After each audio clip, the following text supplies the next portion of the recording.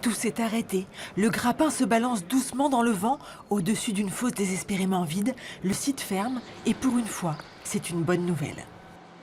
Ça prouve que le geste de tri fonctionne. Ça démontre à nos concitoyens que si chacun y met du sien, aujourd'hui on arrive à faire des volumes. En 10 ans, on a réduit la poubelle grise de 25%. Les poubelles grises, ce sont nos déchets du quotidien, les restes de nos assiettes, les emballages. Quand le site a vu le jour dans les années 80, tout cela n'avait guère d'avenir. Une partie était compostée, le reste brûlé ou enfoui. Et puis, le tri est arrivé. À quelques mètres du site qui ferme ses portes, le centre de valorisation, lui, tourne à plein. Bouteilles en plastique après briques de lait, boîtes de conserve après carton, les déchets ménagers du secteur sont passés de 100 000 à 80 000 tonnes. Une tonne de déchets qui n'est pas triée, c'est 100 € la tonne, le coût de traitement en moyenne.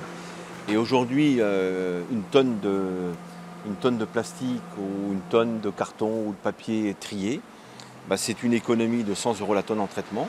Et c'est surtout une recette avec les soutiens des éco-organismes et de la revente matière qui se situe autour de 200 € net. Donc vous voyez le différentiel.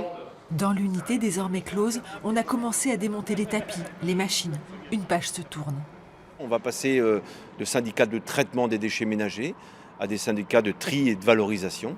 Considérer que le déchet, ce sont des ressources et qu'à partir de là, on doit les protéger, les préserver, les réutiliser. Bientôt à la place, un nouveau centre de tri ouvrira pour valoriser les matériaux issus de déchetterie. Enfouir toujours moins, c'est mieux pour l'économie et pour la planète. Il faut qu'on valide les choix qu'on a à faire parce qu'on est vraiment tanné par rapport à ça.